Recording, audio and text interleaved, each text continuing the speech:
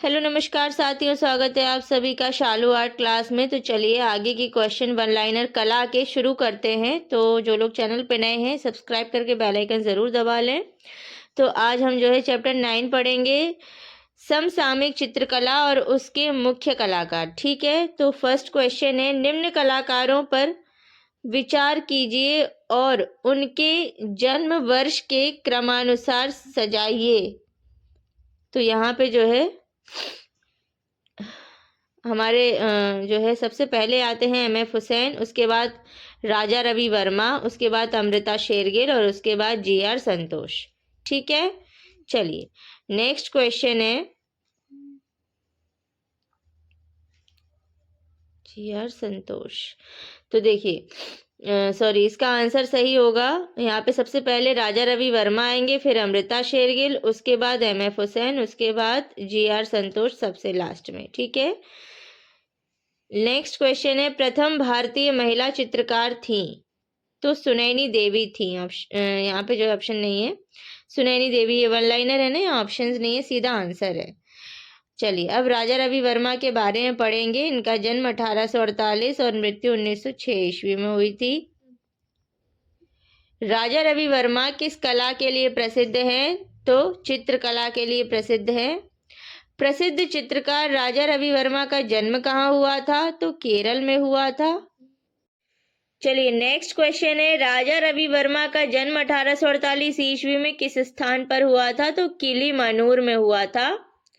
अगला प्रश्न है, राजा रवि वर्मा की मृत्यु किस वर्ष हुई थी? तो 1906 ईस्वी में हुई थी।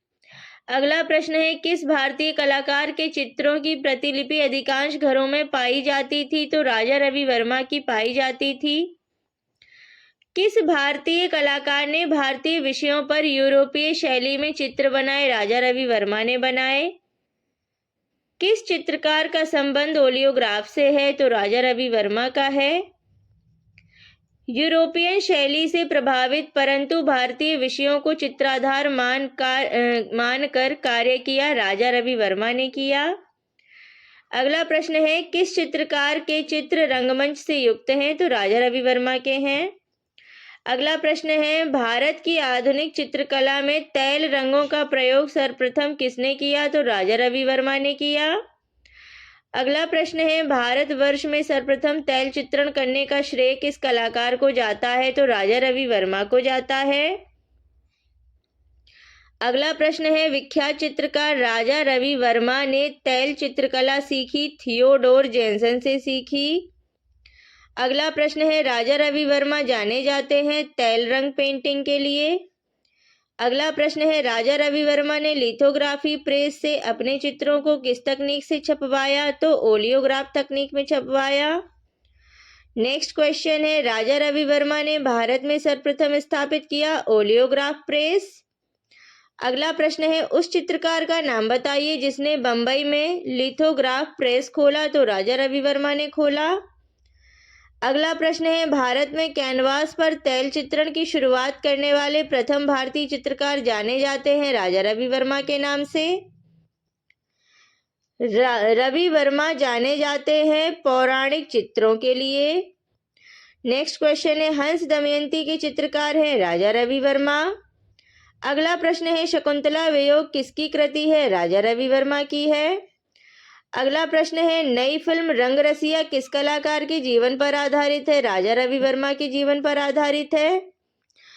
अब रविंद्रनाथ ठाकुर या टैगोर के बारे में पढ़ेंगे। इनका जन्म 1861 और मृत्यु 1941 ईस्वी में हुई। रविंद्रनाथ टैगोर की पहचान किस रूप में है? तो चित्रकार, कवि और कहानीकार के रूप में है। वह कौन सा महान भारतीय कलाकार है जिसने प्राचीनता व नवीनता का मिश्रण कर आधुनिक कला को जन्म दिया? तो R.N. टैगोर या रविंद्रनाथ टैगोर या रविंद्रनाथ ठाकुर। चलिए अगला प्रश्न है, रविंद्रनाथ टैगोर जिन्हें भारत का प्रथम आधुनिक कलाकार माना जाता है का आत्मचित्र यूरोपीय आधुनिक कला के किस बात से प्रभावित है? तो अति यथार्थवाद से प्रभावित है। अब नेक्स्ट क्वेश्चन है, रविंद्रनाथ टैगोर के चित्र किस प्रकार के हैं? तो आधुनिक विमूर्त शैली के हैं। ठीक है, अगला प्रश्न है, एक कवि चित्रकार जिनकी कर्म भूमि शांति निकेतन थी वह हैं रविंद्रनाथ ठाकुर या रविंद्रनाथ टैगोर हैं। ठीक है। अगला प्रश्न है, शांति निकेतन किस राज्य में स्थित है? तो पश्चिम बंगाल में स्थित है। शांति निकेतन किस जनपद में है? तो बीरभूम में है। नेक्स्ट क्वेश्चन है, शांति निकेतन में कला भवन की स्थापना किस वर्ष में हुई? 1919 ईस्वी में हुई। शांति निकेतन में स्थित उस कलाकार का नाम बताइए जो ज्यादातर लेखनी और स्याही का उपयोग कर अपनी आकृतियों में प्रवाहशीलता हासिल करते हैं। तो उनका नाम है जोगेन चौधरी। ठीक है। अगला प्रश्न है, नोबेल पुरस्कार किसे दिया गया? तो रविंद्रनाथ टैगोर को दिया गया। R.N. टैगोर के चित्रों की प्रथम प्रदर्शनी 1930 ईस्वी में हुई। कहाँ हुई? पेरिस में हुई। प्रसिद्ध चित्रकार रविंद्रनाथ टैगोर को नोबेल पुरस्कार किस वर्ष मिला था? 1913 ईस्वी में मिला था। अब पढ़ेंगे गगनेंद्र नाथ ठाकुर के बारे में या टैगोर के बारे में। इनका जन्म 1867 में हुआ था, मृत्यु 1936 में हुई।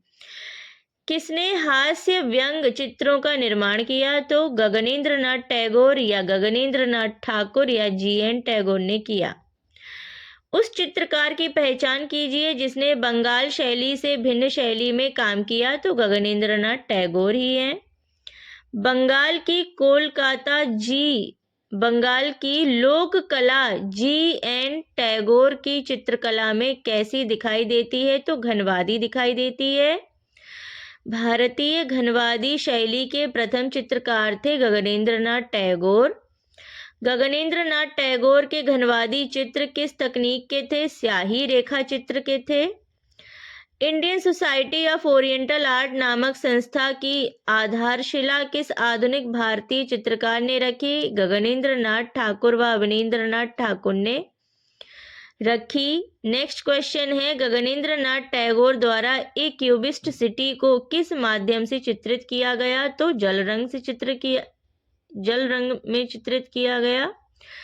आज का लास्ट क्वेश्चन, ईसा के जीवन पर आधारित चित्र किस कलाकार ने बनाए? तो G.N. टैगोर या गगनेंद्र नाथ टैगोर या गगनेंद्र नाथ ठाकुर ने बनाए। इसी के साथ आज का वीडियो यहाँ एंड करती हूँ। क्वेश्चन अच्छे से देख लीजिएगा, शेयर कर दीजिएगा, लिख कर देखिएगा। मिलती हूँ नेक्स्ट वीडियो में, तब तक के लिए take care and bye bye.